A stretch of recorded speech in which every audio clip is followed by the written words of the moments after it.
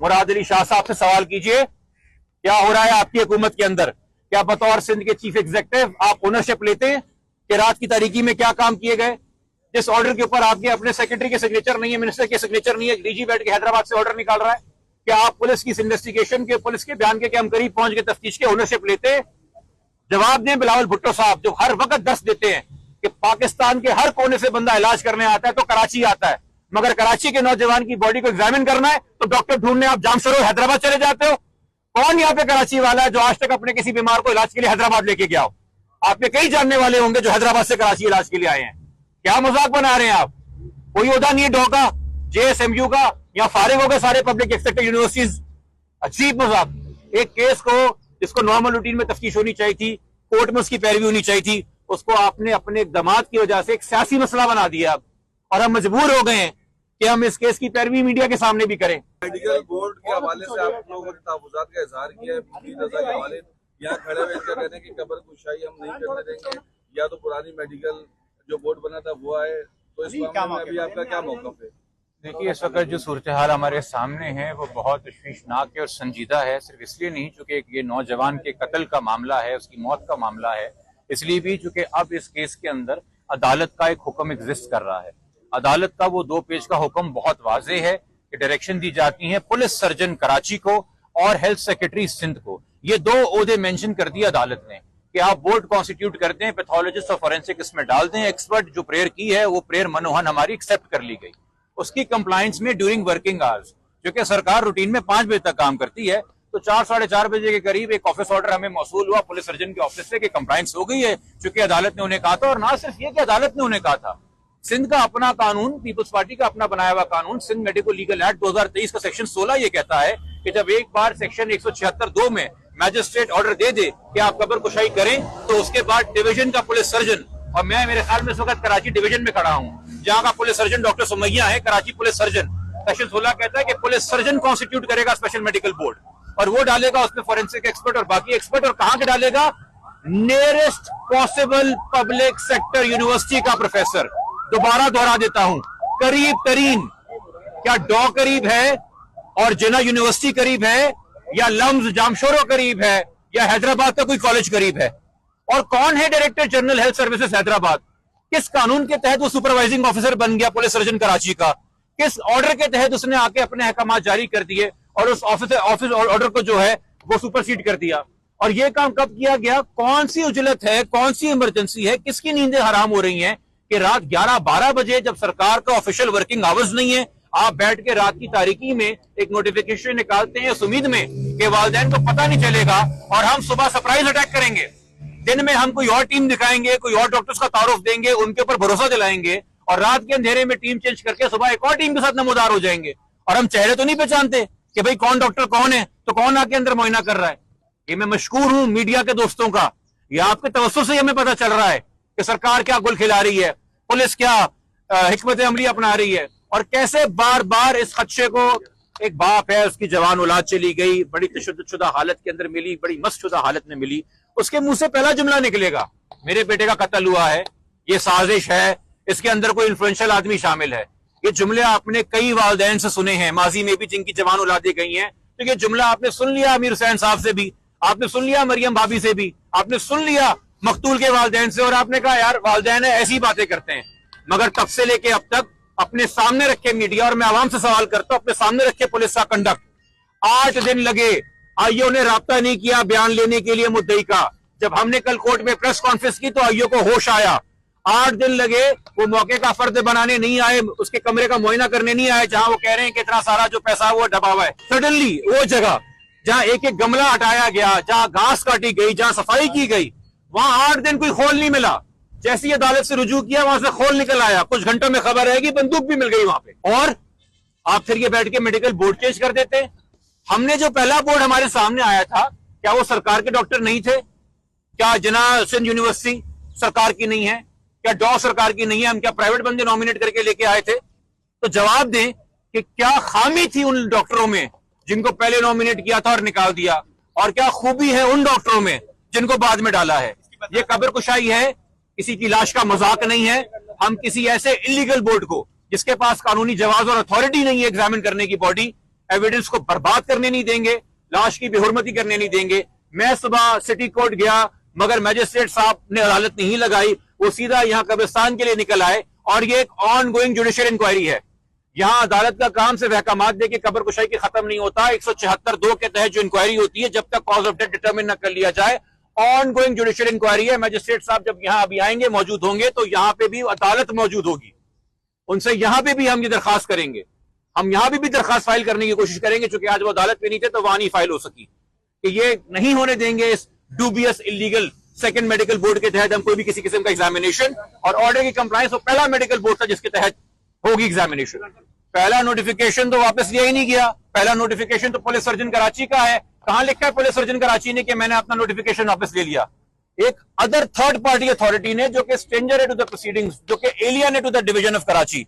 हैदराबाद का director general health service जो है वो कह रहा है कि जी मैं सुपरसीड करता हूं। उसने अगर ये काम हेल्थ सेक्रेटरी के कहने पे किया है, हजूर आप तमाम लोग मुझसे बहुत ज्यादा तजुर्बेकार हैं, आप सरकार के तमाम महकमात पे, पोस्टिंग पे, ट्रांसफर पे, सारे लोगों पे नोटिफिकेशन छापते हैं। आपको पता है कि जब कोई सरकारी अफसर किसी मिनिस्टर या सेक्रेटरी की ईमा पे काम करता है तो उनकी उस डायरेक्शन और ऑर्डर का हवाला और रेफरेंस देता है कि जी मुझे ये डायरेक्शन मौसूल हुई है तो मैं ये काम कर रहा हूं। तो जो हैदराबाद से कल लेटर निकला है उसमें सेक्रेटरी हेल्थ का कौन सा हवाला दिया गया है, कौन से लेटर का रेफरेंस दिया गया? किसी का नहीं दिया गया। अब हमारी इस शिकायत के बाद एक लेटर भी निकला है शायद हेल्थ सेक्रेटरी का रेटिफाई करने के लिए। तो जब आप झूठ छुपाना बढ़ाना चाह रहे हैं और सच छुपाना चाह रहे हैं तो ये आप गलतियां भी करेंगे, तो हम भी आएंगे आपकी इन्वेस्टिगेशन के अंदर। अच्छा सर, ये बताइएगा कि किया गया है, इस पर केस पे कितना असर पड़ेगा और क्यों इतना मुतनाज़ा बनाया जा रहा है? कॉल 10 दिन बाद मिलना, पुलिस जाए बकुआ पर गई, एसएसपी लेवल की कमेटी बनी, वो तमाम लोग जाए बकुआ पर गए, हम लोग गए, किसी को कॉल नहीं मिला और फिर बताया जाता है कि सिर्फ 2 फीट की दूरी से जो है वो कॉल मिल गया। ऐसा क्यों मुतनाज़ा बनाया? बगैर बंदूक के खोल किस काम का? कैसे साबित करेंगे खोल को लेके कि उसी बंदूक का है और ये वही बंदूक है जिससे इसको गोली लगी थी? तो एक तमाशा है कि चलो जी, सवाल था कि अगर खुदकुशी है तो खोल का है और गोली क्या है, तो चलो पहले खोल निकाल दो। भाई आप तो पता नहीं कौन कौन से मकनातीस वहां लेके चले गए थे ढूंढने के लिए, आपको नहीं मिला था ये खोल, अब ये चलते हुए किसी के हाथ में आ गया। और मैं फिर आपसे कह रहा हूं, देखें कानून में बड़ा क्लियर है ना, आईओ एक अपॉइंट होता है एफआईआर का, जब वो हो जाता है तो तफ्तीश एसएचओ नहीं कर सकता, एसएचओ ऑपरेशंस का है, आईओ इन्वेस्टिगेशन विंग का है। कानून के अंदर जिसका काम है उसी को साझे और उसी को करने का हक है, कोई और करे तो वो सिरे से एक्सरसाइज फॉल्टी हो जाती है। कल ये आके कर ले एग्जीबिशन नई वाली टीम और कर ले मुआयना, कल को जो इस केस का मुलजिम भी होगा वो आके पहला सवाल उठाएगा कि जी कहां कानून में अथॉरिटी लिखी है डीजी हेल्थ सर्विसेज हैदराबाद की ये बोर्ड बनाने की, और अगर नहीं है तो फिर इस बोर्ड की फंडिंग की क्या हैसियत है? तो आपने तो कर दिया जो करना था लाश के साथ, और फिर आप इसका यूं हालत करेंगे कि तीसरा कोई मेडिकल बोर्ड ही ना बन सके और कभी एग्जामिनेशन ही ना हो सके। तो इसलिए जी ये नहीं होगा। और ना हमें कोई प्लान सी कबूल है कि पहले वाली बोर्ड की टीम को दूसरे वाली बोर्ड की टीम को शामिल कर लिया जाए।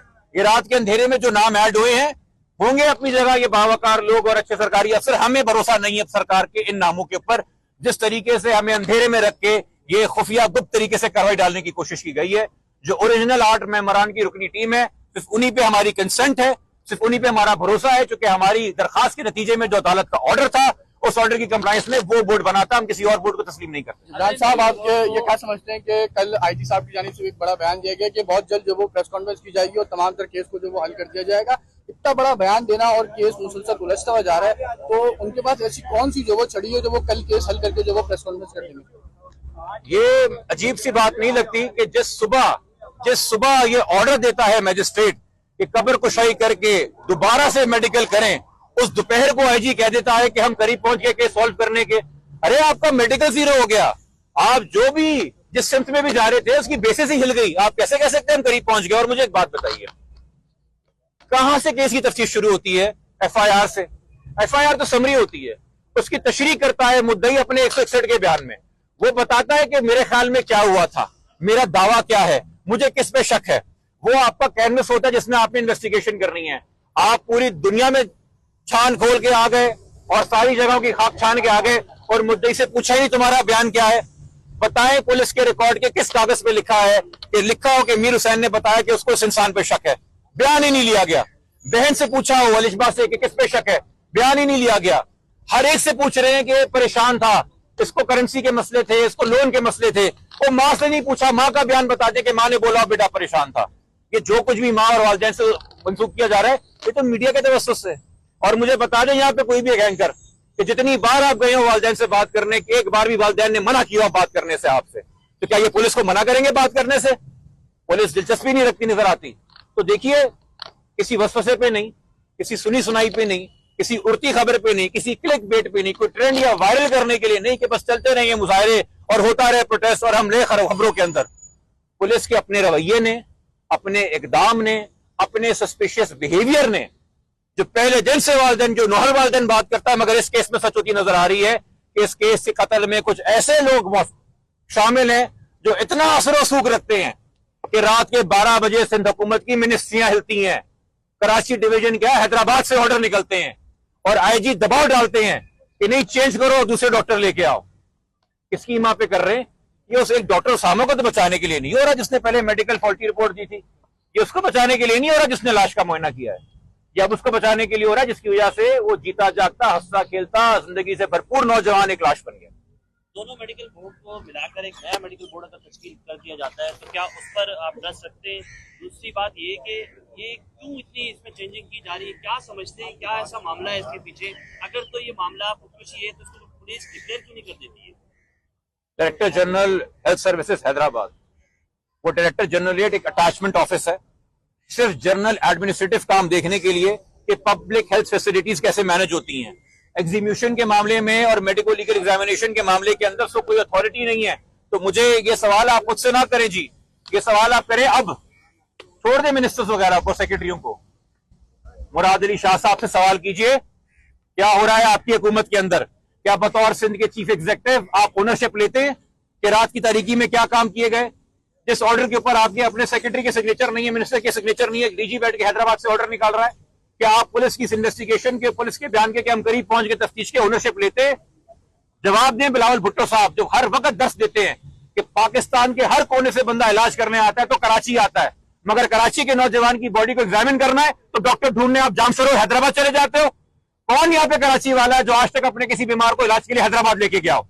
आपके कई जानने वाले होंगे जो हैदराबाद से कराची इलाज के लिए आए हैं। क्या मजाक बना रहे हैं आप? कोई ओहदा नहीं है डॉका, JSMU का, या फारिग हो गए सारे पब्लिक सेक्टर यूनिवर्सिटीज। अजीब मजाक। एक केस को जिसको नॉर्मल रूटीन में तफ्तीश होनी चाहिए थी, कोर्ट में उसकी पैरवी होनी चाहिए थी, उसको आपने अपने इक़दामात की वजह से एक सियासी मसला बना दिया और हम मजबूर हो गए हैं कि हम इस केस की पैरवी मीडिया के सामने भी करें।